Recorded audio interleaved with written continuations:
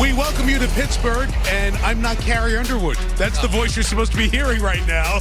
Waiting all day for Sunday night. We're going to wait a little bit longer, a weather delay, before this marquee matchup. The Dallas Cowboys and the Pittsburgh Steelers. A front is knocking on the door of Western Pennsylvania and Acrisure Stadium. As a matter of fact, here's a look at the radar and this cold front that is coming through. Went through Ohio, now entering Western Pennsylvania. It's going to start raining, but you see the lightning involved with this cold front. That's why they are keeping the teams in the locker rooms. This was just put up on the board a few minutes ago. Weather delay. Fans remaining in the seating bowl for now. Further updates to be provided. So, as there's a little light show that's not the fireworks above the confluence of the three rivers, we await for the Cowboys and the Steelers. Nice and safe up in the booth. Mike Tirico and Chris Collinsworth. We're looking forward to this. It's a beautiful day, 82 degrees this afternoon, walking around town. You would have never guessed it, right? You would have never guessed it, And you know what was fun is we were walking around town this morning, Cowboy and Steeler fans, couples who are Cowboy and Steeler fans. This brings out a little bit extra in all the fans all across the country. And just seeing those two logos on the scoreboard, right. You know, if you have any sense of the history of this game at all, it means a little something extra. Even Mike Tomlin was saying he didn't wait until his pregame speech to start talking about that. He was saying, guys, this is going to be the highest rated regular season football game. You're going to get a chance to be a part of history. He was on them earlier this week. A little bit of a weather delay, as we said. Both teams did warm up. They're now back in the locker rooms. Let's talk about what we'll see when they do get on the field. And, you know, it's the Cowboys, so of course we have to start with Dak Prescott. It's a 2-2 team. And in their two losses, they fell behind early, so the running game hasn't been established yet. And, Chris, that has put more pressure on Dak. And as the Cowboys quarterback, you always know pressure. And even more so now that you're paid $60 million a year, the highest average value in the league. Yeah, the lack of a running game, all the injuries on the defensive side, it really does fall on Dak in this game. And we've seen him do it before, right? That shouldn't be a problem. He and CD and those guys get out there and take it over. But he's got a couple pretty good players on the other side as well. TJ Watt in particular, going to have to find a way to try and get him blocked. So there's some tremendous matchups in this game. There's going to be a best against best. So it'll be a lot of fun to watch. The Dallas offense going up against the legendary Pittsburgh defense, which has looked good the first four games. So here's Pittsburgh at 3-1. When we saw this on the schedule, once the maneuvers happened, we thought we'd see Russell Wilson as the quarterback of the Steelers. Russ is still waiting on the calf injury. Saw him on the field warming up, talked to him for a little bit. He's the emergency third quarterback again tonight. He's itching to go. He's thinking about next week against the Raiders. He feels for certain in a couple of weeks when the Jets are in here. In the interim, it's been Justin Fields. Hey, Chris, this has been a chance to hit the reset button a little bit for the former Bears first rounder. Well, and the other part of Justin Fields was they've been very cautious with him, and he hasn't taken a lot of chances throwing the football until last week against the Colts. They're down 17-0. 17-0. Right. Pittsburgh Steelers. And all of a sudden they said, well, let's just see what the kid's got, right? Let's open it up a little bit. Let's let him throw it. Let's let him run around. And he manages this tremendous comeback, almost had a chance to win the game at the end. And so I think there's even some people in the Steelers organization going, hey, what did we just see there? And if we were to see that again out here tonight against the Dallas Cowboys and their defense, would you begin to think about, can I really take it away if they were to win the game from Justin Fields at 4-1? I don't know. A lot of questions. They're going to be answered. Just have to wait a little bit longer to answer them. It's like a good Sunday night drama, right? So we have the Cowboys and the Steelers here at the confluence of the three rivers. We'll wait a little bit. We'll keep you updated. As soon as we know the timing of our start, we will get back to you. So in the interim, we'll send it back to the Football Night studio to Maria and the guys as we wait and watch the weather here in Pittsburgh. Maria. Yeah, appreciate it, Mike. We love a little bit of drama. It's week 5. What would it be without it? We started the season in Kansas City with a little weather delay. Let's do it again, but this time we stay dry. We don't have to run, and there was already some action, so we can get you caught up. Don't go anywhere. And let's start with Baltimore and the Cincinnati Bengals, because that was a good one that came down to the wire. An overtime game in Cincy. Yeah, Joe Burrow, the Bengals, they're looking for their second straight win, and also Joe Burrow's looking at Jamar Chase because that's his fave receiver. And Joe Burrow's been on fire these last few weeks. weeks. It hasn't resulted in wins, but he's finding Jamar Chase is always a good sign. Yeah, should we do it again? That's a good sign. Let's do it again. Just get the ball to number one. Throw it to him deep, and then let him do this. The best run-after-catch receiver in the NFL. He's running away from the Ravens defense. Did you say running away from someone? I think Lamar Jackson does that better than anybody else in the National Football League. This play will live in infamy. They've ran the ball on everybody all the last 2 weeks. This week they said, we're going to throw the ball with Lamar Jackson's right arm. He made so many incredible plays and throws. This is unreal. Stiff arm, point, throw it away, laser into the back of the end zone. Only Lamar Jackson can do that right there. Found Isaiah Likely. That was a 6-yard touchdown. And the Bengals are going to look to ice it, but Burrow's intercepted. Guess what? There's defense in this game, guys. Marlon Humphrey comes up with a big interception. Really a game changer in this game. Yeah, so that sets up Justin Tucker for that 56-yard field goal, which knocks us all right on back up. He hasn't been automatic this year from there, so that was dicey. Good for him. Something tells me he's going to be automatic he'll be later all on right. this game yet again. Overtime we go. No. Another fumbled snap. It looks like the Ravens at different times they were trying to give this game away with these turnovers late. Yeah, but this time you see Cincinnati lining up for the game-winning field goal that is wide. They call him Money Mac. He wasn't money here, but it wasn't his fault. The holder wasn't money. He drops the ball here. You could see. Lonely feeling. Ramsey passing blame because this is his Super Bowl pick. Well, I just call it like it is. It is what it is. They're not playing. This is what we're all worried about with Cincinnati. Give the ball to this guy. Can Cincinnati's defense turn it around? And when Baltimore runs the ball, they're dangerous. Derrick Henry looks 11 feet tall. He's giving him the ball. He's going to run over the defense, and there's the game winner for the Ravens. Yeah, set up Justin Tucker that time for the 24-yard field goal to win it. Yeah, John Harbaugh, you're happy. You got Tucker on your side. And we saw a great AFC North showdown between two amazing quarterbacks. Lamar Jackson walks away with the win this time, and Joe Burrow says his team is not playing great to start out this season. We're not a championship level team right now. We're not. I like to think that, we'll come back and improve throughout the season to get to that point. But right now we are not, and we have to get better. Okay, so they have some work to do, but Devin, you have said it before. You don't want to hear any of this. It takes Cincinnati a few games to get going, but they're going to be fine. They're going to be fine.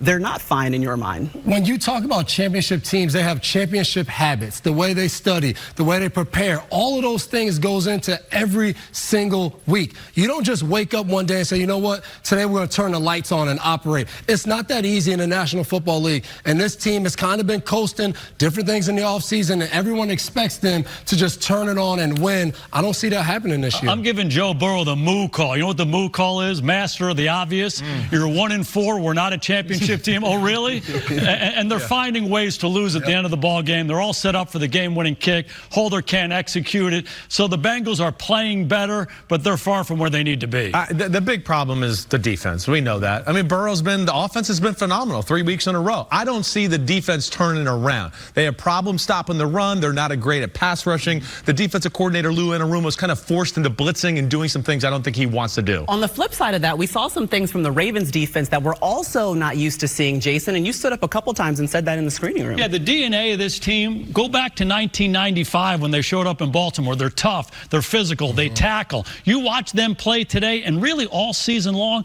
they're losing that edge. They're not as strong up front. They haven't been that great tackling team. Right. You're seeing Chase run through the middle of the defense. It's not Ravens defensive football. And what you're seeing from them is they're making it up with big plays. Whether it was Kyle Van Noy last week against Buffalo, diving, stripping Josh Allen, Humphreys gets a big interception. So when you're not playing just good stability, standard defense, you have to make the big plays. You have to turn the ball over. And they've done a little bit of that this season, and that's been the difference. But that's hard to keep up week after week. It is. And let's not forget about the Magic Man, LaMarvelous, because he's kind of on fire right now. He really is. It's 2 weeks in a row. He's kind of willed this team. We almost saw it week 1 against Kansas City. But again, what I love about them is I think they've got some versatility on offense now with this run game, and I think you're going to continue to see him tear it up with Zay Flowers and Rashad Bateman as long as they keep Derrick Henry going. You know, do you remember the discussion we had the first night when they're playing Kansas City? How is Derrick Henry going to fit in? Is he going to be in the pistol? Is he going to be in the gun? Whatever that balance is, they're fighting because they're throwing it and running just hand him the ball. Right? What a combination. First offensive series of the day, they just handed to Derrick Henry. Let's go. Touchdown. And actually, he had a chance to catch up with Mike Florio after the game. Mike. And he became today the 5th player in NFL history to have 10,000 rushing yards and 100 or more touchdowns from scrimmage in his first 125 games. The others, Jim Brown, Emmitt Smith, LaDainian Tomlinson, and Adrian Peterson. And I asked him if he knew the other 4, and he rattled them off. He said it is a dream come true to be mentioned along those all-time greats. Now, even though he knew those names, he didn't know he was being chased on that run in overtime, and he insists if he had known that someone was behind him on this sweep outside. He told me they were bottled up to the middle. They needed to go outside. If he had known that guy was back there, he would have beaten him to the end zone. We saw him run 87 yards last week. He still has his Do we speed. believe it? I'm throwing the challenge flag on that one. I got one more for you. Okay. Okay. Remember back in March, Cowboys were linked to Derrick Henry, and he was hoping maybe they would call, and then 2 weeks ago, he puts 151 on the Cowboys, and Jerry Jones, the owner of the team, says, we couldn't afford him. I said, do you want to respond? He said, nope, Baltimore is where I want to be, and Baltimore is where I was supposed to be. Yeah, and Baltimore is happy that they got him their 92 rushing yards today. He fits him. It's like what Jason Garrett said. I mean, they pillage the biggest, baddest dudes on the planet in free agency every year, and he fits the mold of a Raven. Y'all put some respect on King Henry's name. If he knew he was back there, he would have switched the ball, reached back, stiff arm. God. I'm just You're saying. scared of him. Don't be scared of him. He's a nice guy. We're not breaking out any highlights if you get stiff arm, trust me. I avoided highlights, always avoid highlights. You're making a business decision, and I understand it. Even though you're back here, you're safe in the podium. It's totally fine. We do have an update from the NFL. We'll get more info. The radar is showing us as it gets over the stadium, they will make another decision. But right now, you can see the lightning strikes right now at Acrisure Stadium. So we're sitting here in a weather delay, but you're hanging out with us at Football Night in America, and that just means we're running through the highlights of games that we Way to go, Al Roker. in Week 5. I do did what I good can. there. I see lightning. I tell you what's out there. I'm the weather woman too. Oh, here's lightning. Here's lightning. Yeah, Stephon Diggs playing against his old team with the Texans. I like the color rush unis. C.J. Stroud, but he's going to find another wide receiver. That's right. Nico Collins. H-Town Blue, and he's going to his favorite receiver in H-Town. You know about H-Town Blue, City? I went to Texas. I know something about H-Town, but man, we like C.J. Stroud. I know that, guys. We don't like seeing Nico Collins leave after that 67-yard touchdown. He would be out after that with a hamstring injury, and the Texans offense would not look the same. 4th and 5 for Josh Allen. This is a huge play. Huge play. And they needed this. He completed 9 of 31 passes today. That's not very good, but hits Keon Coleman here, and it's a short pass, and Keon Coleman does the rest. They're going to need more of that this season for this offense. Ooh, did he stay in bounds? Tippy toe, tippy toe. He's got black shoes on. He wore those pink cleats. We can see it. Yeah. He just made it. They kept him in. It's October, Breast Cancer Awareness Month. You go, Keon Coleman. All the Florida State fans are up and excited about you. Then C.J. Stroud did have a couple of mistakes in this game. Yeah, uncharacteristic at the end of the game. He's been so good with the ball, threw an interception on the previous series, gets the ball knocked out here, and gives Buffalo new life. Yeah, Dorian Williams would recover that for the Bills, led to a tying field goal, and then an opportunity for Josh Allen. Yes, backed up. There's going to be a lot of talk about this. We can break this down in a second. 3 straight passes. He gets hit as he's throwing. Now they got to punt it back of the end zone, and it sets Houston up to get just one completion, and you're going to be in field goal position. Yeah, you see Robert Woods. He's going to return it 13 yards to set up the Texans in Bills territory. So now we've got 7 seconds left, and Stroud giving it to Agumbawale. How about the awareness of Stroud in this situation? They needed 5 yards. He threw it quickly. The runner gets down. They bang the timeout and kick the game winner. Wow. Yeah, Kaimi Fairburn, he knocks that one down. 59 yards is good as time expires. C.J. Stroud and the Texans get the victory. I mean, what is our takeaway from this game that went back and forth and ultimately came down to the wire? It was a back-and-forth game, but the game came down to 20-something seconds left. Buffalo's backed up. Simsy, you said it. Right before the drive, I look at everybody and go, they probably should just run the ball and play for overtime. They decide to go 3 passes, and what ends up happening when you punt from your end zone, your punter can't take his normal approach. He has to take 1 step and punt the ball and get it out of there. So it's not a lot of hang time, not a great punt. Robert Woods goes and gets 13 yards, and those 13 yards is a difference of being able to kick that 59-yard field goal. And that was the play for me. Robert Woods, the veteran, understands the situation, goes directly north and south, then the completion, then the game winner. And we've talked about this before, teams finding ways to win. If Houston wants to take that next step, that's what championship teams do. That's what Kansas City's been doing lately, right? Find a way. They did that today. Houston, I'm not concerned about Houston. And they're not playing their best, but I still like them, and they got a lot of playmakers. But I want to ask you guys, Buffalo Bills, how do we feel about them? I'm a little concerned. Lack of playmakers on D. Offense, second week in a row, kind of, right? Do we think it's going to improve, or is it just going to have to be the Josh Allen show every week? It's looking like the Josh Allen. I think it needs to be Josh Allen and James Cook show right now. Right. What can they do? We watched Lamar Jackson with Derrick Henry, that offense where Lamar Jackson runs some. You hand it to Derrick Henry. Maybe it's Josh Allen running a few more times and some design quarterback runs to hopefully free up some of these receivers, back the defense up a little bit, because right now it's hard. You go 9 of 31, that's a tough day throwing the ball. But go back to when Joe Brady was hired at the end of last year. They played a different style of football. James Cook did get involved. They were getting other people involved. They ran it a lot more. They were spreading the wealth a little bit. And they did that early in the year. The last couple weeks they've gotten away from that, and it's not a good formula for success. Yeah, last few weeks, they lost those 2 straight. And remember, they started the season 3-0, so it's looked a little bit different. We saw Josh Allen actually go out during the fourth quarter. He did miss 1 play. But Florio, do you have an update on how he's doing now? It looked like he took a hit to the chest, Maria, but he told reporters after the game that as he was falling, he rolled the ankle. He went to the blue medical tent on the sideline to get the ankle checked. While he was in there, they said, hey, you need a concussion evaluation as well. He was cleared. It looked like maybe he shouldn't have been, but he was. And now they have a game on next Monday night against the Jets, so he'll have time to heal up the ankle or anything else that might be injured. Yeah, a career worst completion percentage, just completing 30% of his passes. But you guys brought up that series to end the game for the Bills, and we actually have Sean McDermott speaking to that after the game. You know, it's on me. The end of game situation on offense, we needed to. We're in a tough situation, 3 timeouts. They were holding 3 timeouts. I got a good field goal kicker. We needed to run the clock and move the chains, and that's on me. We didn't do that there, and that's my fault.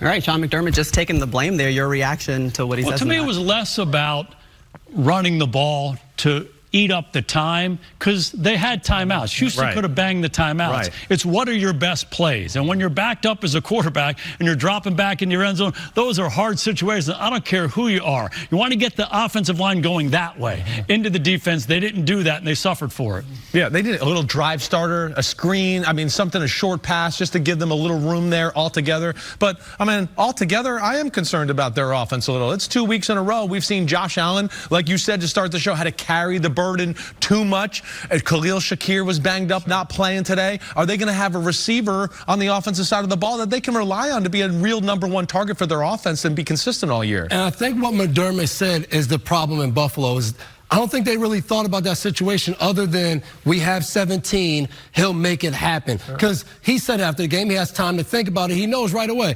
Houston had all 3 timeouts. Make them use their timeouts. Run the ball. A nice, easy completion. Do something a little different. But I think in the heat of the battle, they're like, hey, Josh Allen's that good. He'll make the winning plays. They go. They throw 3 incompletions. No time really comes off the clock, and they lose the game. 9 for 30 for that quarterback is a bigger problem. As a whole. Okay, well, they'll have a little bit of extra time. They play next Monday night against the Jets, so that's when we'll see them again. Meanwhile, we're in a weather delay as we're waiting for the 34th meeting between the Pittsburgh Steelers and the Dallas Cowboys. You see the rain is starting to come down. Still a little bit of lightning in the area. So how do you stay loose? How do you enjoy the time if you're in the locker room?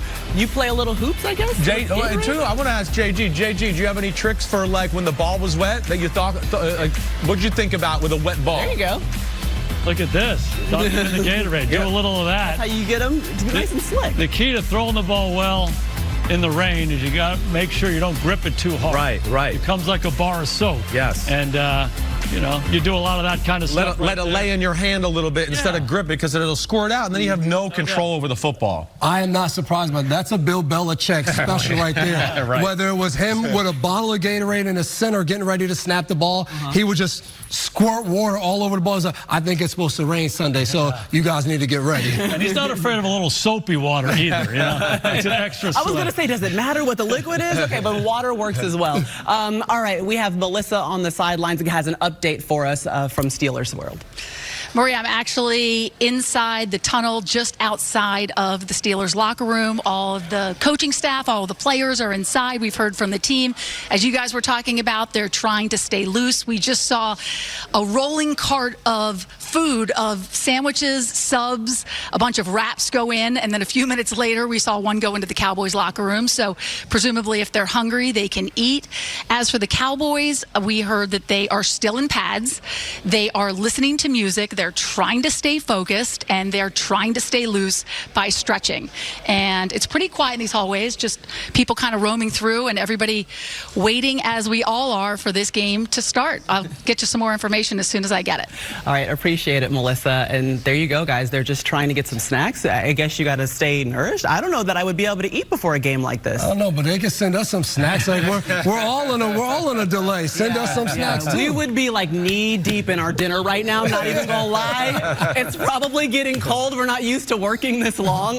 But when you are a coach, and you kind of mentioned it, Chris, but what are you doing to make sure that your guys are staying loose? The key is communication. Just tell them what's going on. You just want to eliminate that anxiety that comes from the uncertainty. I say take the pads off, right? Sit down, relax a little bit, listen to your music. You know, it wouldn't be surprising if Dak Prescott had a little hamper basketball going right now. You know, they have the hampers, doing some of that kind of stuff just to keep everybody loose. But relax. As a coach, you got to make sure you communicate. The big thing, too, is, and Devin, I think, could speak to this, you get all hyped up to play. You're going, I can't wait. We're going to run through a wall. We're going to hit him tonight. We're going to do that. And all of a sudden, you got to calm yourself down and then find that magic to bring yourself back up again. And I always found that hard in just the few rain delays I was a part of. No doubt about it. It's like, what exactly do we do? And you can see the fans are out there. They're still going crazy. Not to mention the fans. They got to calm down. They might have to go find the exits. Get your rally rags back together. Yeah, the terrible towels. Find where the beers are, maybe. Right.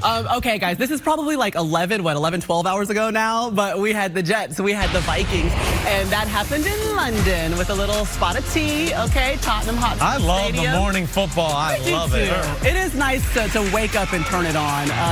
Let's start out with the Jets. Quincy Williams. Toss sweep there to Ty Chandler, who just drops the ball, and Quincy Williams is going to go for a touchdown. Sam Darnold makes an incredible tackle. Yeah, he did. He saved that one, and then Andrew Van Ginkel. Van Ginkel does what Van Ginkel does. When you play against quarterbacks from New York that play in New Jersey, you get pick six. He says, hey, Aaron Rodgers, I met Daniel Jones in week 1. I'm going to do the same thing to you. Same to you. And Rodgers intercepted again. This guy's one of the great ball protectors of all time in the history of the game. 2 uncharacteristic interceptions for Rodgers that killed the Jets early on. Yeah, it's the first time that's ever happened in his career in the first quarter. You see Darnold was looking for Justin Jefferson there. PI. There was a lot of holding calls on the Jets today. Some were a little tough. I won't doubt it. And then this right here was huge. Dropped interception in a big moment because the next play, Devin McCourty, we know what happened. They always tell you if you drop an interception in the end zone, what ends up happening? They score a touchdown. Yeah, C.J. Ham rushed for that 2-yard touchdown there. And then just before the half, Jets get on the board. A-Rod's not going away. He still can move a little bit in the pocket. He distorts the defense. A high, firm ball to his buddy Lazard on the back end line. Yeah, and then they're trailing here 17-7. Yeah, trailing 17-7. It was ugly on offense. Rodgers, for the second week in a row for a 40-year-old quarterback, is taking a lot of hits. And that goes into the predictability of their offense a little bit. He said afterwards he had a low ankle sprain, but comes back out, finds Garrett Wilson for the 1-yard touchdown. Yeah, way to go. Get Garrett Wilson in there. And we got to give Aaron Rodgers credit. His toughness today looked like he was down, but comes back, and the only problem, like Sim said earlier, the ball placement, where he's throwing the ball. And again, stay away from Stephon today. Looked like he was down, but comes back, and the only problem, like Sim said earlier, the ball placement, where he's throwing the ball. And again, stay away from Stephon Gilmore, 2019 Defensive Player of the Year. That's your guy, Gilmore. Smart player, knowing that Aaron loves those back shoulder throws. Aaron's got to be higher and firmer on the back end. So Aaron Rodgers has 3 interceptions in this one. That ties a career high. Also, you see it there. Sacked 5 times, hit 14. You saw him get a little hurt in the game, and here he was after the matchup. Obviously, that was below my standard. I just found out I've never thrown 2 picks in the first quarter before. So that's a first. In a game where you lose by 6, plays like that are exponentially highlighted. So 3 turnovers for me is definitely out of character, and I'm disappointed. I love Aaron Rodgers being like, just to be clear, I don't usually do that. But let's talk about what happened on those plays, those 3 interceptions. Right, well, he's great. I mean, Jason said it. No one takes care of the ball better than Aaron Rodgers throughout history. But I do think defenses are on to what he does, especially against the blitz. Jason said it last week. It's either run up the middle or throw over the middle with the Jets right now. And you don't think Brian Flores saw that on film all week? So he looks at the blitz. Let me show blitz. Rodgers audibles to his slant routes on the right. But they go. He's going to throw it quick over the middle. How about we have one guy drop out? And then there's Van Ginkel. Unbelievable catch and feel for the play. And then just a bad decision here. He got sped up early on in this ball game. The pocket's actually pretty clean. Look at all the purple shirts around it. Tries to fit into Lazard. He's high with the throw, and they make him pay. And then right here, this is just a one-on-one matchup. It's about being familiar with your receivers, them knowing where you want to go with the ball, you knowing where you should go with the ball.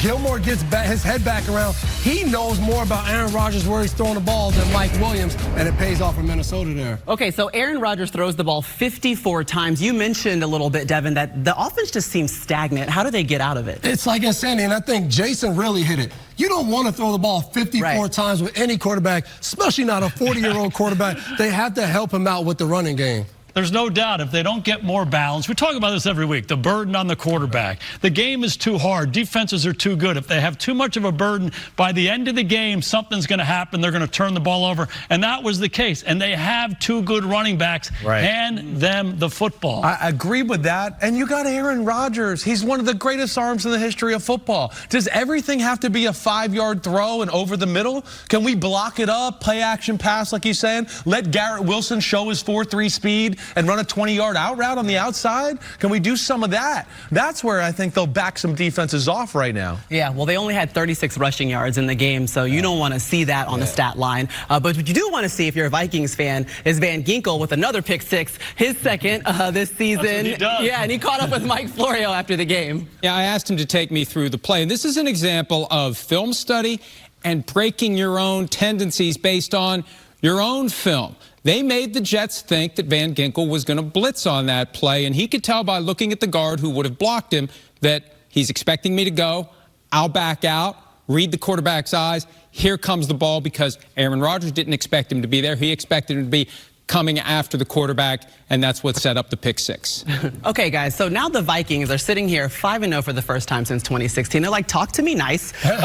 What are we doing right? What have we seen from the Vikings? Is this smoke and mirrors? Is this a real thing now that we've seen it for 5 games? It's a real thing, and I think we saw this last year when they had a rotating door of quarterbacks still being competitive. And what I love about this defense is Van Ginkel comes inside on that play, and that defense is predicated off versatility. Hey, guys, pay attention this week because you might be on the outside, you might be on the inside next week, on the other side of the field. They love different players. Van Ginkel, Josh Metellus, who can play multiple positions because they know that makes it so hard and complicated on the offense. The looks create uncertainty. Even for a guy like Aaron Rodgers, 20 years in the league, how many starts has he had? How many times has he taken snaps in the NFL? They're coming, they're dropping, they're coming, they're bringing it over here, they're showing it over here. Every time you go to the line of scrimmage, it makes it a challenge. Flores has done an excellent job. We know the Vikings are awesome on offense, right? I mean, Sam Darnold's been great. Justin Jefferson, the rest of the receivers, they can run the ball this year. I think what's great about today, they won the game with their defense. The Jets' defense played well enough for them to win that football game. It was not about the Vikings, though. But the Vikings D showed up, and I think it's showing they're a complete football team between the passes, the running, and D. And one thing to monitor for the Vikings is going to be Aaron Jones. Went out today with a hip injury. They'll have to see because that whole running game and screen game to him, it's different when he's on the field. They need him out there. Yeah, and you know, next up for the Vikings will be Detroit. That's going to be a really good game. Yeah, we'll enjoy that one. All right, we are still in a weather delay right now as we wait for the Cowboys and Steelers on Sunday Night Football for Week 5. But look, the Steelers, they've got their uniforms on. Yeah, they're going in. Take a look at the field. Checking the field out. We'll see. Okay, I like them just getting a little bit closer to the field. Coming out of the locker room. That's a really good sign. Locker room. So we know that they've had some food delivered to them. Melissa Stark told us us. We're still keeping an eye on the radar, but we're keeping you up to date on what's happened already in Week 5. And let's talk about the Cleveland Browns taking on the Washington Commanders. All the hope is back for the Commanders faithful. The Savior is right. Because of Jaden Daniels, okay? He'll kill you with his legs or his arms. He really will. I mean, Jason's been saying, we've all been saying it. It's amazing. This was the start of the game. It's on the run, 60-yard bomb on the money inside the 5-yard line of McLaurin. Ooh, I mean, it looks easy. He actually makes it look easy. And just a rookie. To the second quarter we go. And here we go with a little bit of a scramble play. And he beat you so many different ways. You just saw the big throw on the move.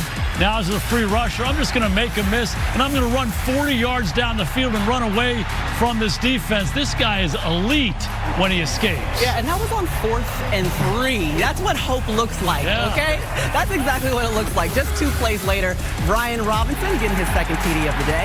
You get Jaden Daniels in the situations that you think, hey, we should have a good shot here. He's a rookie. He still dominates, and Brian Robinson's helped out a lot. You say shot, let's take a shot. And you got to be careful what defense you play against this guy. And then they got people that can stretch the field. De'Ami Brown can go, and Jaden Daniels throws a beautiful deep ball. Yeah, meanwhile, the Browns simply struggling on offense. Watson just it looks like he doesn't know where to go. He looks like he's moving up in the pocket and going to run. Then he tries to back up and doesn't realize that guy's still chasing him. We got to protect the ball. Totally off kilter, never really got anything going all day. We talked about it. He looks out of sync. The magic of him from back in the Houston days is gone. It's hard to watch right now. Yeah, just because of Jaden Daniels, there's belief and confidence all over this team. Watch this defensive line get after Deshaun. Well, Jaden Daniels, the rookie, had a great day, and it ended with Mike Florio on FaceTime. That touchdown pass to De'Ami Brown at the end of the first half, was that the call, or did you spot him one-on-one and decide, I'm going to throw it to him? I mean, I kind of made the call. I mean, Cliff called it, but the play before that, I ran out of bounds and kind of ran by Cliff and said, hey, man, they're playing man coverage. Let's take a shot. Do you have the green light to do that on your own? I do. Are you hearing chants of MVP yet? I haven't heard no chants yet. Are you ready for it? There's only been one rookie MVP in NFL history, Jim Brown. And that's a legend. And we're definitely going to be chanting Offensive Rookie of the Year, at the very least, if it's not going to be MVP. But Jason, just as a coach and watching a young guy come into this league and do what we're watching Jaden Daniels do night in or day in and day out, what comes to mind? It's pretty rare. C.J. Stroud last year was incredible. We had Dak in 2016. He was incredible. Roethlisberger. But you can't really think about anybody else. I love that sequence right there. He's on the sidelines. He goes running by Cliff and says, hey, let's go deep. Cliff dials it up the next one. You know, when you got a guy like that, you listen to him and you call him, and he makes those things work for you. The thing I like about Washington, too, he's so comfortable. I got to give Cliff Kingsbury a lot of credit. He's a guy I've been a little critical of in the past about running out of ideas, not really stressing the defense out, but they run the ball, and they've been doing that, protecting the ball really well, and Jaden Daniels, of course, has been phenomenal. And the thing that sticks out is the trust. For a young rookie quarterback to run to the sideline right after the play and say, hey, throw a shot, coach? And the coach says, I think that's a good idea. Let's throw a shot. It's the whole team. They're behind Jaden Daniels. And you can see the defense is playing better. The other guys that people questioned coming into the season, they're stepping up and playing well because everyone knows, hey, we got a special guy back there playing quarterback. Let's help him out and see how far we can go. It's contagious. Yeah. Belief is contagious throughout the offense, throughout the whole football team. They're having some fun times in Washington. Yeah, and even we saw Jaden Daniels. He threw an interception. He just like dial it back up. Yeah. Like the next series, he's going to come in and hit a touchdown. He couldn't be more cool and calm, and I think the team feels that. And I've never seen a rookie come into this in his rookie season and just make one great decision after another. Yeah, third rookie QB since 1950 to start a team season 4-1. Wow. That's what he's been able to do. Unfortunately for the Browns, I mean, Deshaun Watson and this offense absolutely struggling. He was sacked 7 times, and Kevin Stefanski asked the inevitable after this game, will there be a quarterback change? Yeah, we're not changing quarterbacks. We need to play better. I need to coach better, and that's really what it is. You got to continue to take what the defense give us, at the end of the day, So I'm rocking with whatever the coach's decision is. Like I said, we don't listen to the outside world, regardless of what it is. So, that's all I can do is worry about what I can control. All right, Deshaun, cover your ears. Outside world coming right at you.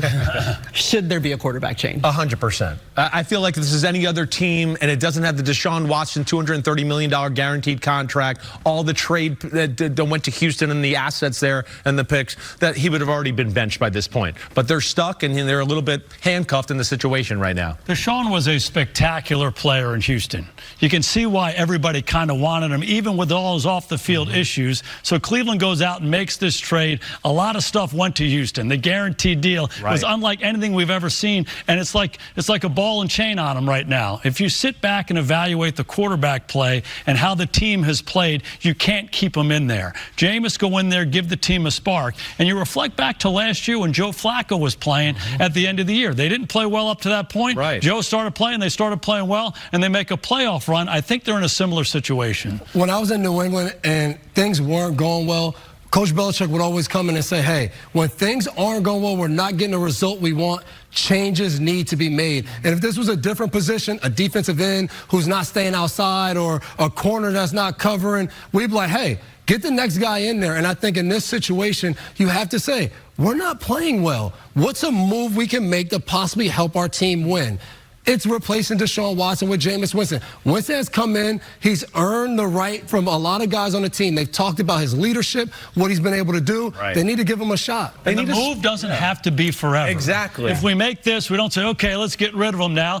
We got to go win a game next week. We got to keep this season alive. And if it goes for a couple weeks, Deshaun gets refreshed. He gets an opportunity to go play again. We just got to figure this out. We have to play the best players on the team. You owe that to everybody. Agreed. They got to find a spark, a jump start, something like that. And Jameis Winston can throw the ball down the field. He's definitely one of the better backups in football. We've seen him throw for 5,000 yards when he was the starting quarterback for Tampa Bay Buccaneers. So he is capable. And listen, I think at the end of the day, some of that magic and charisma we used to see from Deshaun Watson, it's just not there right now. And how could it be? Some of the off-the-field stuff, I think, has affected him. And has affected his ability to believe in himself and the magic he can put forth on the football field. And I don't think we see that magic right now because there's been a lot of issues. Yeah, it certainly affected the Browns. They're off to their worst start since 2017. That's when they went 0-16. And next up for them, Philadelphia Eagles, who are sitting at 2-2. All right, we already talked about a rookie quarterback in Jaden Daniels. Let's talk about another one in Caleb Williams and the Bears taking on the Carolina Panthers. Remember that blockbuster trade in 2023? Oh, there it is. Look at everything the Bears Bryce got. Young's like, please stop talking about it, Maria. Exactly. I'm sorry. Okay, well, two of the pivotal pieces of that trade were off to a great start against Carolina. DJ Moore and Caleb Williams connecting. This is what everyone expected to see this year, and they got on the right page today. Yeah, and Williams just look deep again. Let's see if we can find more one more time. It's just been fun watching Caleb Williams grow week after week. This is his best game. He's improved every week. He knows who to throw it to.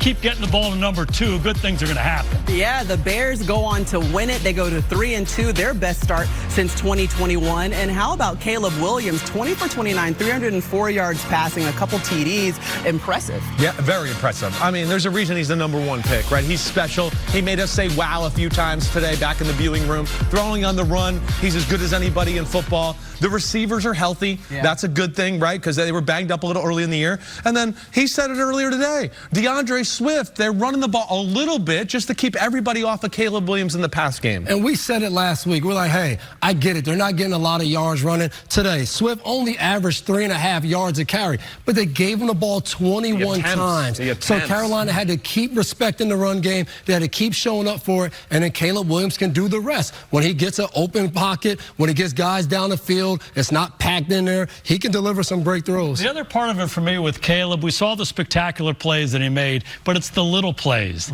the nondescript plays that don't make the highlight reel. He's much more comfortable in the pocket early on in the season, looking down at the rush, looking for places to go. His eyes are down the field. He's throwing some checkdowns. When the big ones happen, he's able to make the big throws. Yeah, and let's not forget that Bears defense, right? We talk about Caleb Williams every week. Man, Eberflus has got them playing some ball. What did we say a couple times? Brisker came down and hit some people, and you were like, oh, that's what he does. He'll hit you. Here today, I know that. Yes, the Bears have good defense. Caleb Williams didn't turn it over. In fact, they're 3-0 when he has no turnovers, and they walk away with yet another victory. All right, we're still sitting in our weather delay as we're trying to get you set for Sunday Night Football. Cowboys visiting Pittsburgh. Oh, it doesn't look like it's getting much better, guys. Harder now. Not only that, it's the lightning that's the issue, okay? Yes. Ball will be an issue. Yeah, Acrisure Stadium, the fans. I mean, I don't even know if you, but you got to drink the beer. Patient right there. Dedication. That is dedication. He's getting that Bud Light in. Yeah. No matter what. You don't even need the poncho at that point. Oh, man. Yeah. Beers and fries. Premium lager just being wasted. All right, that's making me hungry. These guys, our dinner's been put off, but we're going to get you eventually to kick off as we are waiting for the weather to pass in Pittsburgh.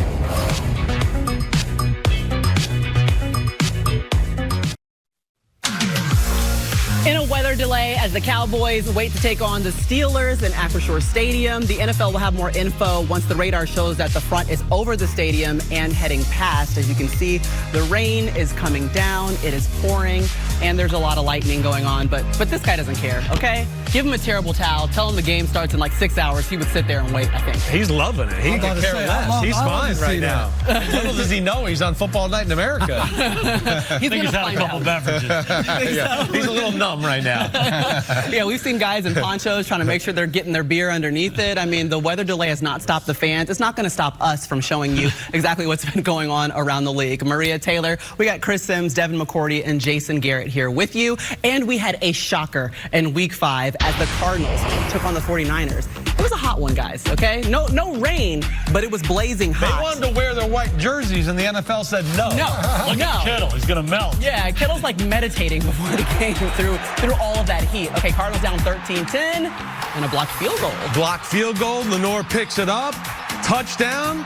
5 minutes left in the first half. You're going, man, the 49ers are rolling. It's 20-10. The Cardinals made a few plays early, but they've settled in. They got this in control. Yeah, you're thinking they've got no chance, but they've got Kyler Murray. This play design right here as a defense, you think Kyler's running and he stops, he backpedals, he throws a touchdown right there. That's a hard play to stop right there. Yes, it is. Oh, the Cardinals end up going for 2. They get it, trail 23-21. Next possession, 49ers in the red zone and a fumble. And this is what killed the 49ers, these mistakes, self-inflicted wounds with the ball, 3 turnovers in the ball game in critical moments. Yeah, Jordan Mason's first career fumble, and then on 4th and 5. Play. What a play here. Play of the game. All-out blitz, off his back foot. Marvin Harrison Jr. on the corner route, throws it up. He makes a great catch. Yeah, and the Cardinals would end the drive with a 35-yard field goal to take that lead. And then here's Brock Purdy trying to get something going. It's intercepted. A little over a minute to go. You bring the pressure. That's why, because Brock Purdy's too good to let him just sit back there. Kittle was open, but the pressure messes up the throw. Cardinals finishing off with a win. I mean, and now we're looking at a 49ers team that is 2-3. How did we get here, Chris? It is crazy. They're the best 2-3 football team in the league. I will say that, right? Minnesota beat them flat out, right? Rams game, they made mistakes down the stretch and let them hang around and get in. Today, Jason just said it. Mistakes again. In control of the game in the third quarter. Tip pass interception, the fumble late. Their field goal kicker got hurt. That was a big part of the game today. It was like the Rams game. They were in control of the game late in the big moments. So uncharacteristic of the 49ers. Right. They're the ones making the right plays. They've been making the wrong ones lately, and it's hurting them. As Bill Parcells used to say, you are what your record is. So whether you're the best 2-3 team, that don't matter. Right now, you're just 2-3. Are they a good football team? No doubt about it. But the key in the NFL is every time, every Sunday, Monday, Thursday, whatever day of the week you play on, you have to be your best because these other teams, they're good. Arizona came in here after a terrible showing last week and got a huge win. Doesn't matter who the best team is who plays best on Sunday. What Arizona did today. What about the wise one here? I mean, Belichick, Parcells.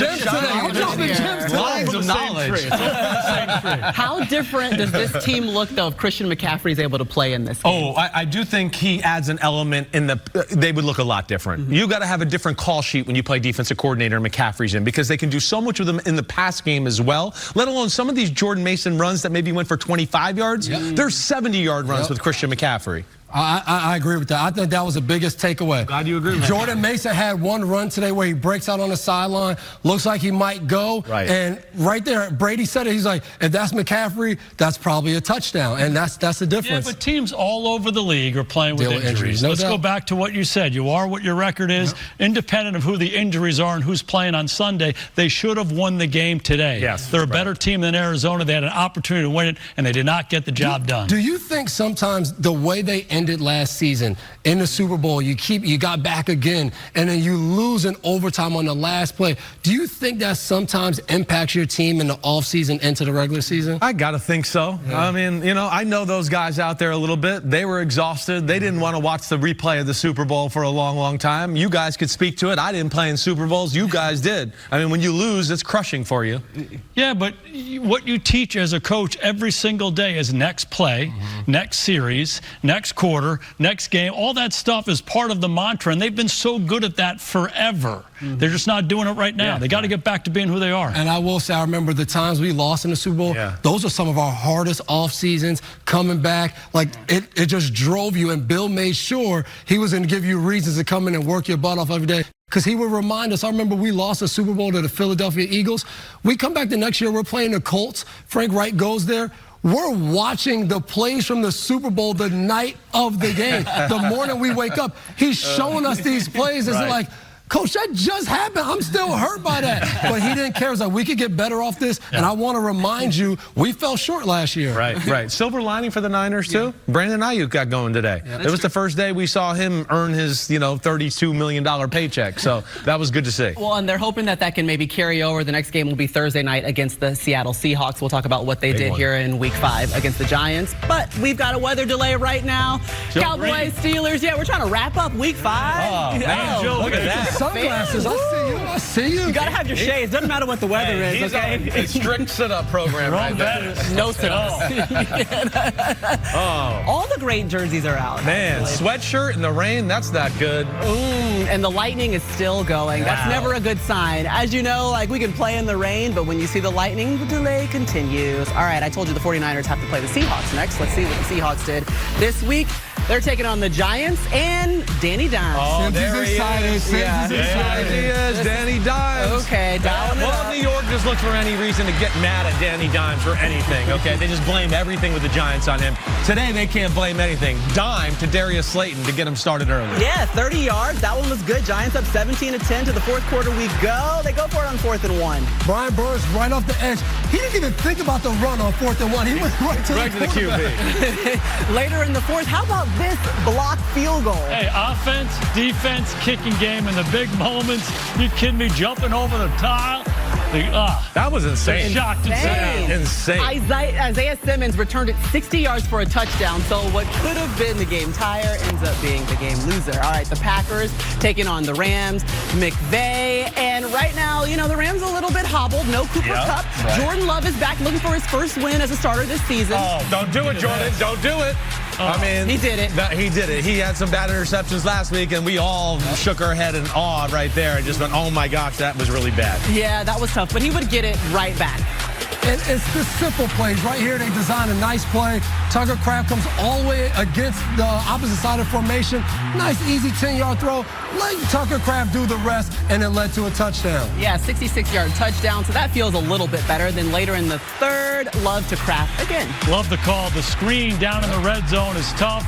That defense drops into the end zone, get it to Kraft. He's your go-to guy. A big win for the Pack out on the West Coast. Big win for Jordan Love. His first win as a starter this season. Remember, Malik Willis was in. He won 2 games, and then Jordan was still, it maybe looked a little bit hobbled, but I think he kind of got it going here. Definitely. I think this will be the game that settles him down, right? I mean, yeah, rough start, week 1 in Brazil, gets hurt. You don't really get to get in rhythm and get in the flow of the offense and everything. Last week was a struggle. They got down early. This week, I think he gets his feet underneath him, and I think we'll see the Jordan Love we saw last year from here on out. And I think they got back to some of the things they were doing with Malik Willis. When you have a guy like Jordan Love, sometimes you're like, hey, this guy's so good. Let's put this in. Let's do this. Let's do that. Right. They say, hey, you know what? Let's make it a little bit more simple. Let's do what we do as an offense, whether it's Malik Willis, whether it's Jordan Love. His greatness will show within these plays, but let's not try to put too much out there. And I thought Jordan Love adjusted, and it paid off in the end. And on the flip side for the Rams, when you don't have Puka Nacua, you don't have Cooper Kupp, and that guy number 99 who was so good for them for so long, they just look different. I think they're a really well-coached team. They're hanging in there in these games, but they don't have an eraser and a difference maker right now, and it's showing up at the end of these ball games. Agreed. There's a lot on Stafford and Williams at running back. It seems like that's all them doing it all, right? Well, the good news is they have a bye week. They're sitting at 1-4, but they have a bye week. Maybe can get a little bit more healthy with that. As we take you through still more Week 5 highlights, guys. guys. We had 11 games, and 7 of those games were one-score games. Not this one. Not this one. The Raiders and the Broncos. It all started out with a raccoon. Rocky Raccoon. Went into his room. Only to find Patrick Surtain. Let's go. Let's take it 100 yards back for a pick six. If you're picking a DB in the NFL, I might start with that guy right there. The 100-yard return. He had another one later. What a player he is for the Broncos. They look good in those unis, too. They sure do. They do. Send us one, Denver. Send us some. Oh, look at Bo Nix doing a little Drew Brees, right? Yeah, I like it. Drew Brees. Listen, Bo Nix, 19 for 27, 206 passing yards. But let's stick with the defense that we're seeing from the Broncos. You saw Pat Surtain with the pick six. He had 2 interceptions on the day. But it's been an impressive defensive showing for them. And it's been talked about. They blitz more than anybody in the NFL. Why do you blitz? Because you have a lot of faith in your secondary. You don't mind leaving them out there. You talked about Surtain. Riley Moss stepped up, had an interception today. He's been great. But another person, Brandon Jones, who they got from Miami, an aggressive safety, comes downhill. He'll hit you. He can play multiple different positions. He did that in Miami in that Flores defense at one point. Right. So adding him too. And, you know, one thing about me, I love watching secondary play and watching teams be aggressive because they believe in the guys in the back end. And then when it pays off, you go out there and play really good defense. What I love about a year ago, Denver went to Miami and they gave up 70 points in an NFL game.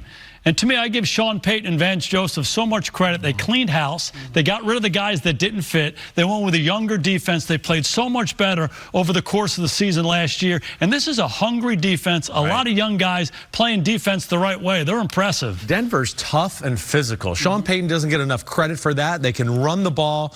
McCourty's talking about their defense. They fly around. They got 2 good pass rushers. And I'm going to second you on that secondary. I think the secondary might be the best in football. Surtain, Moss on the other side, P.J. Locke, the other safety, and then their nickelback McMillan are phenomenal, and they call all these blitzes because of what he said. They go, they're awesome on an island, let them cover, and let's just annoy the quarterback. And the other guy who jumped off the screen when you watch him, Zach Allen in the middle. Definitely. He's a big dude. They usually need 2 to block him, and he loves to be disruptive. You can see the energy he plays with. This defense, they're a really good defense. Okay, Zach Allen, I go to training camp with the Broncos, spend a day with him. They're doing a first offense against first defense, and the first offense is moving a little bit. They make like a 3rd and 3. I'm standing on the sidelines. He comes over, he throws his helmet down. He's ripping guys up and down on that sideline because they didn't win that particular drill. And I'm like, I want that guy on my team. That intensity shows up when the ball snaps. And because of that defensive intensity, that secondary, we saw Gardner Minshew end up getting benched. We saw Aiden O'Connell coming in for the Raiders. It didn't matter. It didn't matter. No.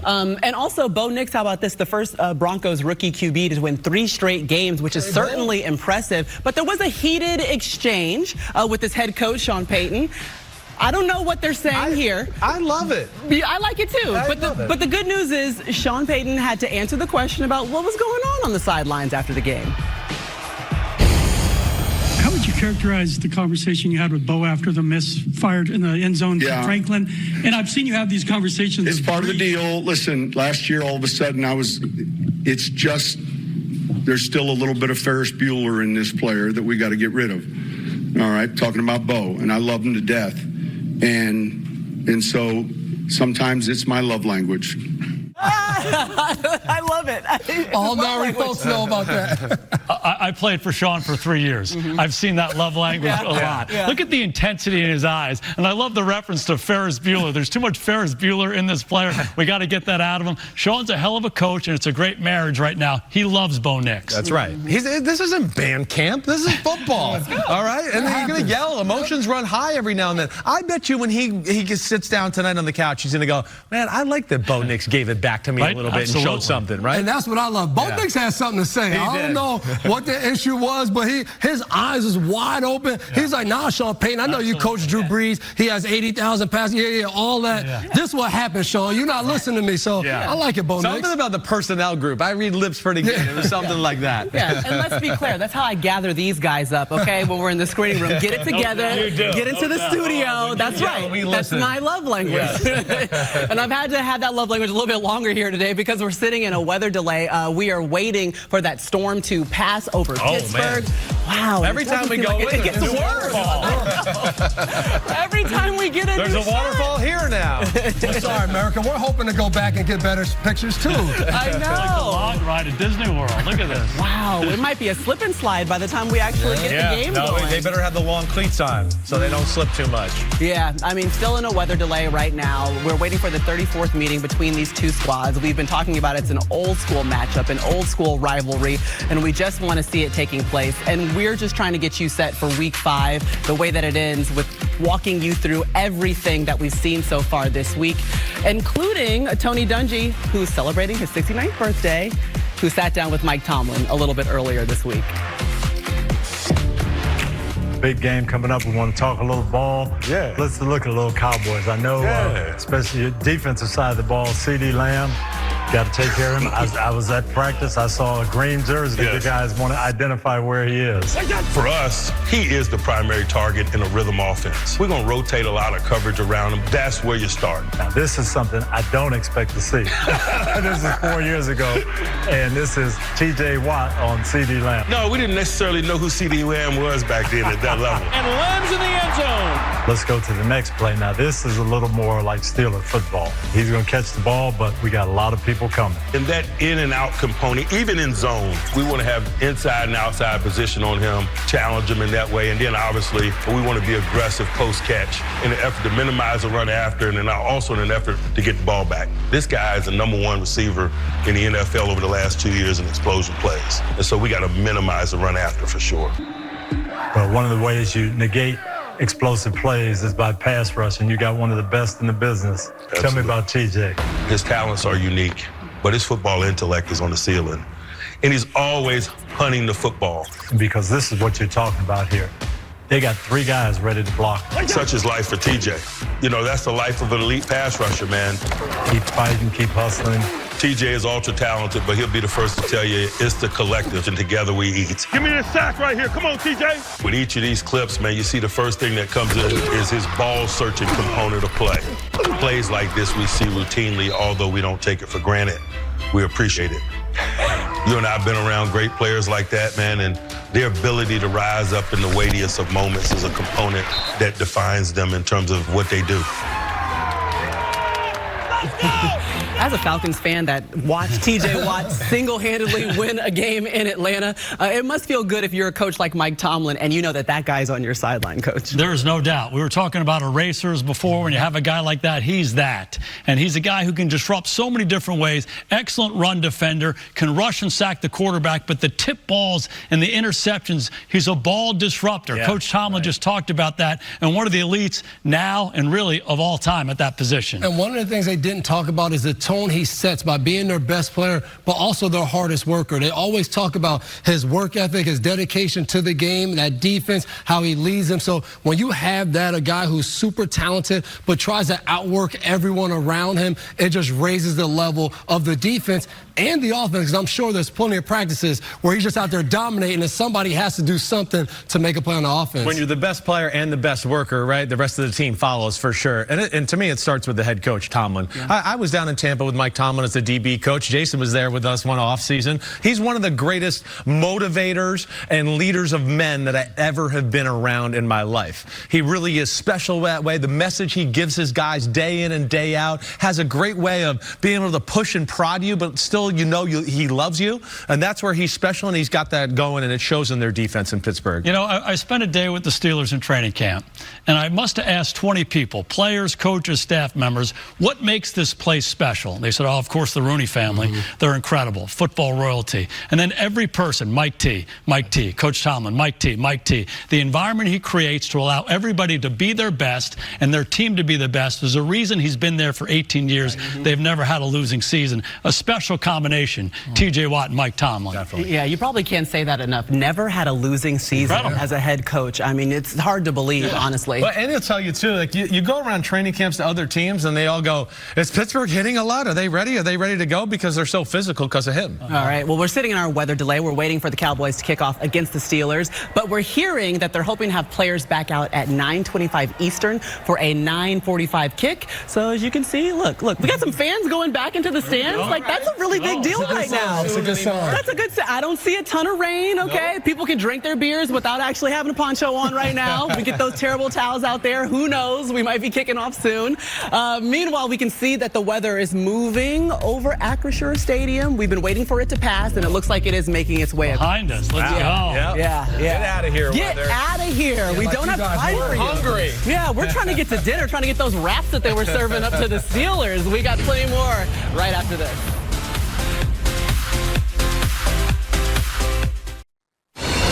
NBC Sports presents the Cowboys of Dallas. When you become a starter with the Dallas Cowboys, you are the man. You mean the Cry Boys? The Steelers of Pittsburgh. It was caviar and champagne versus a shot in the beer. The guys in Dallas being America's team and Pittsburgh was just blue collar. We had personalities committed to winning. I think we created the rivalry. We were going to win the game, but if a fight broke out, we would win the fight also. Those guys ain't backing away from any rough stuff. We had to become a physical football team. We had to be thugs like them.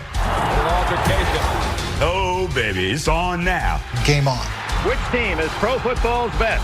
Who do they think they are by calling themselves America's team? This is the best matchup in history. Now you got me fired up. I'm fired up too, Drew Pierce. Let's go. We just got the only thing holding us up right now is the weather. Good news, the players are set to go back on the field and warm up at 9:25. Kickoff is set for 9:45. Yeah, the voice of God in the stadium just welcomed all the fans back, said thanks for your patience. They all cheered, and they're getting hype, and it looks like they're not getting rained on anymore. Let's go to the best of Week 5, and what we've seen so far, that started very early in London. Aaron Rodgers intercepted a pick six. 63 yards is good for Andrew Van Ginkel. Van Ginkel's always making the best of. Aaron Rodgers tied a career-high 3 interceptions.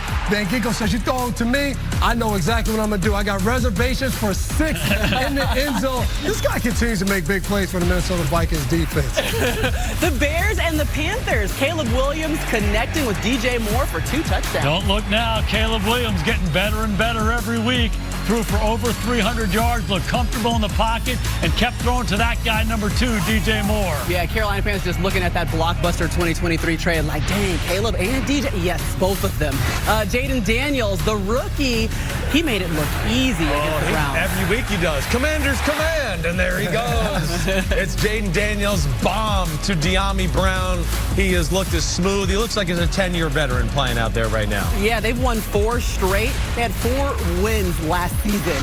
The Texans taking on the Bills. This one came down to the final play. We've seen this before. C.J. Stroud and Nico Collins. He leads the league in receiving big touchdowns, 67 yards. But sadly, Nico Collins, this is the last play as he hurts his hamstring and goes out of the game. Yeah, the offense didn't look the same after that, but it was a walk-off field goal win for Kaimi Fairburn and the Texans roll against the Bills. Jaguars taking on the Colts. Tank Bigsby looking like a tank.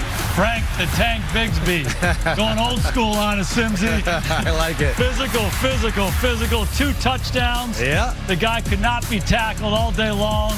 Gave the Jags what they needed. First win of the season. He's their best running back right now in Jacksonville. Oh. Yeah, you heard it. That's right. Meanwhile, the Packers looking good. Jordan Love. That's right. Jordan Love was a little shaky early on, but he finds Tucker Kraft on the deep crossing route here, and he does the rest. Phenomenal play by the big tight end. Stiff arm, shows a little speed. Looking good, looking like Gronk, looking like McCourty's old teammate. That was just one of Kraft's 2 touchdowns on the day. The Broncos, they rolled against the Raiders. This defense continues to show up and make plays. You might want to stay away from Patrick Surtain. This is what he does. 2 interceptions today. This one goes 100 yards. When you score a 100-yard touchdown on defense, you talking trash to the offense all week. We got us to win. This is what we do. If you need me on offense, Surtain said, hey, I'm ready to go, Coach. Hey, bro, I got you. He had 2 interceptions on the day. The Broncos have won 3 straight since they started 0-2. And the Giants stunning the Seahawks on the road. How about the G-men? Offense, defense, kicking game. Myers trying to tie it up. It's Isaiah Simmons jumping over the line of scrimmage. Bryce Ford Wheaton scoops it up. The Giants go to Seattle and get a huge win, keeping their season alive. Man, look at that. Scoop and score, baby. Scoop and score. I mean, jumps over the line. Go, doesn't touch DJ. the line. He can't touch the line or it's a penalty. Incredible. Like, thank you so much. Oh, my God. Here we go, Maria. Yes, Ravens-Bengals in overtime. This is a fun one. Just how they drew it up right there. Drop the snap, Lamar, then stiff-arm the guy twice, then act like you're going to run out of bounds, point somebody, and then just throw a laser beam in the back of the end zone. No big deal. Yeah, just action Jackson. No one better, okay? We all sat in the screening room like, how did this happen? And ultimately, the Ravens walk away with the victory. Cincinnati, they had some chances here. I mean, really, that should have been their win. We saw a field goal go wide left after Lamar fumbled a snap. They had an opportunity to win it in overtime. I mean, what are you thinking right now if you're Cincinnati? Well, to me, that's the story. If Cincinnati were 2-2 and they lose this game, hey, let's regroup and go. Their backs were firmly pressed against the wall. They needed this game, and they had it. They dropped the field goal at the end of the ball game, and they really just let this one slip away. It's going to be tough coming back from this. Don't look now, though. Baltimore Ravens are gaining more and more confidence. They're looking better each week. They are. Finding ways to win is good to see so far. Yeah, it definitely is. Let's not forget about the Vikings. I mean, the Vikings have beat the 49ers, the Texans. The Jets are a Super Bowl contender. They beat them today in London. They're doing it every way possible. Really impressive with Minnesota. Yeah, winning different ways. That's a sign of a championship team. They're 5-0, and they have themselves a quarterback in Sam Darnold. Yeah, and he looks very, very comfortable. Not to mention that defense under Brian Flores. The Vikings Fantastic are 5-0 for the first time since 2016. All right, Mike Tirico, Chris Collinsworth, they're still hanging out in the booth. Get to work, guys. What's going on out there in Pittsburgh? We've been with you every second, gang. Awesome job back there, over an hour delay. But this is a live look over the confluence and inside Acrisure Stadium, where the fans are starting to settle in after torrential rain and lightning. But the skies have cleared, and the players are coming back on the field any second. As a matter of fact, on cue, live look as the Dallas Cowboys leave their locker room, set to take the field. The Pittsburgh Steelers will be seconds behind. They'll get warmed up. We'll kick it off here in about 20 minutes. Don't see these teams play very often. It's rare to see these two franchises together, two of the biggest brands in sports. It evokes so many memories of days gone by, and for many of us, it takes us back to our formative days and some unforgettable moments in our lives.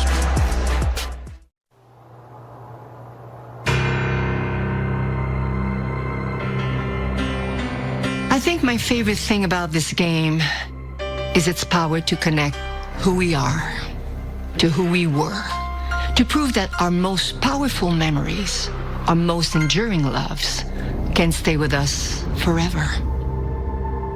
You know what I'm talking about, right?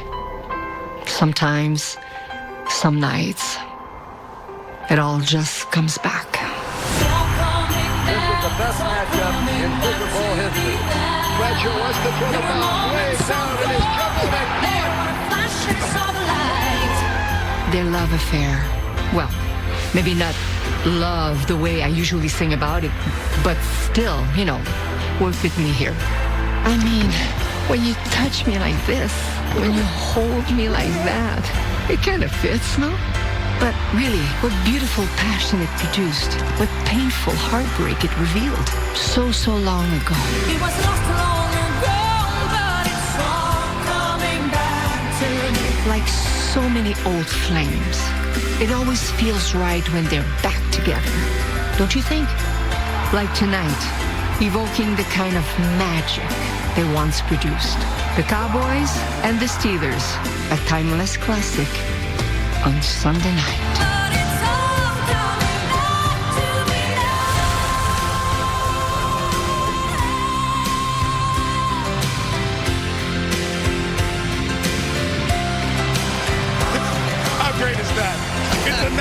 Bathed in great history of the NFL. Thank you to the fabulous Celine Dion for helping us get ready.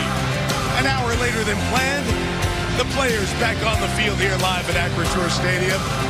The power of loving a team, if you will continue the Celine theme. For a lifetime, people have loved the Steelers and loved the Cowboys. No two teams travel the way they do.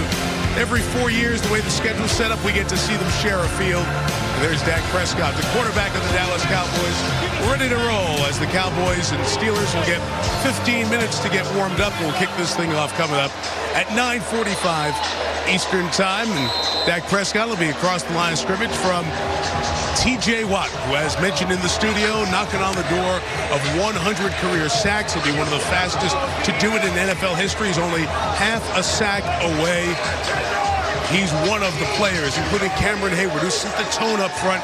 Because the Steelers, if you watched them and fell in love with them over the 70s and watched them through the Big Ben days, it was always the defense.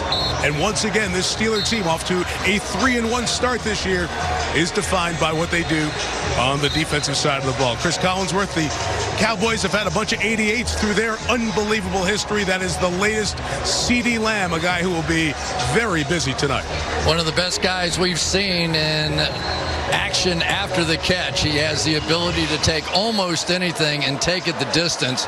And Mike, this just, I know we had the delay and it took a while, and I already ordered breakfast for room service, but when you get these two logos on the field, there's something really cool about it. You talked about it. It takes us back to those days when we first started watching football, fell in love with it ourselves, and these fans were more entertaining than maybe even this game's going to be tonight during that rain delay.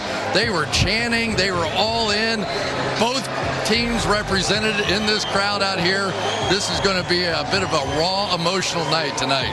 And so many couples around Pittsburgh today, families with Cowboys jerseys and Steelers gear as well. It's two franchises, no matter where you're from, you either love them or you love to hate them. And then here they are together. Well, and even Mike McCarthy, right? I mean, he came home to see his family.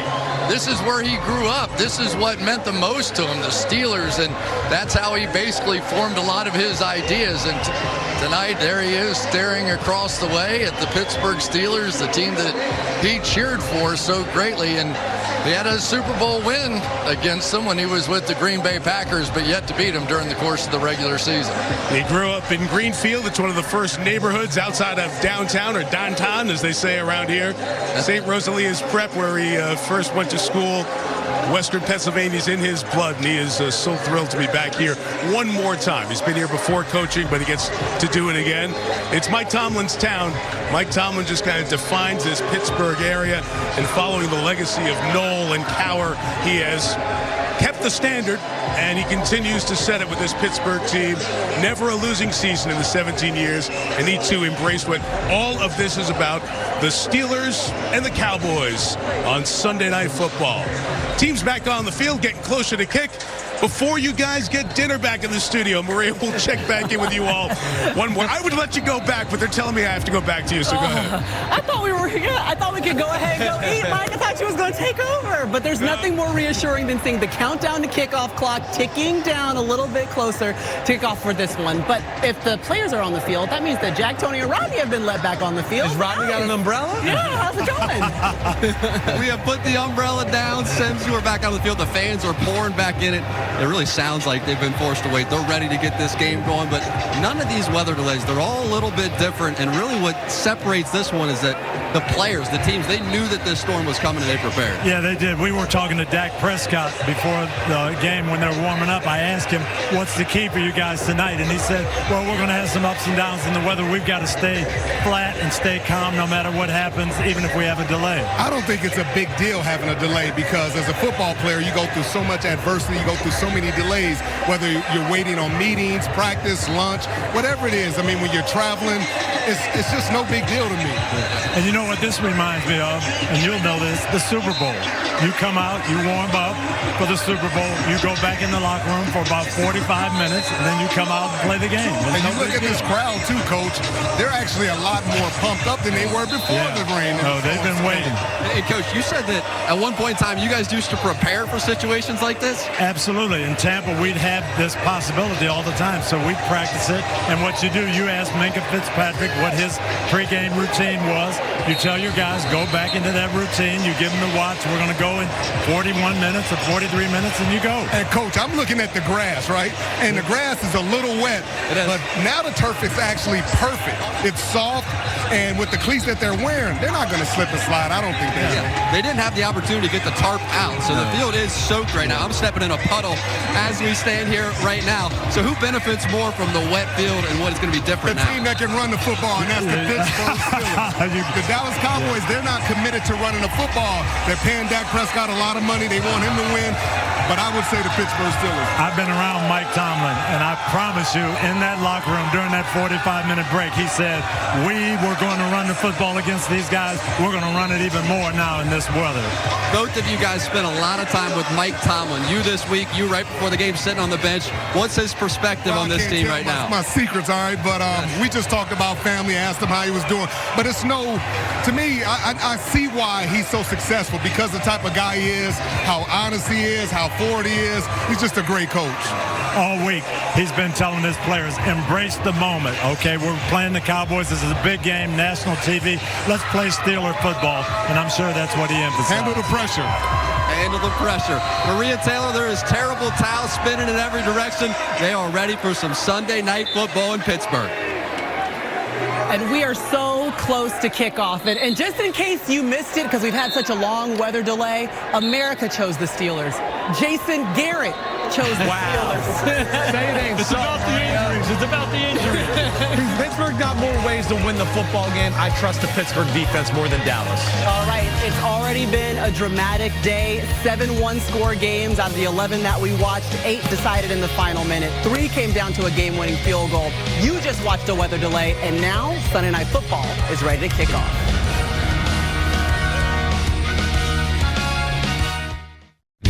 Sunday Night Football is brought to you by Hyundai. There's joy in every journey. And by Jersey Mike Subs. Be a sub above.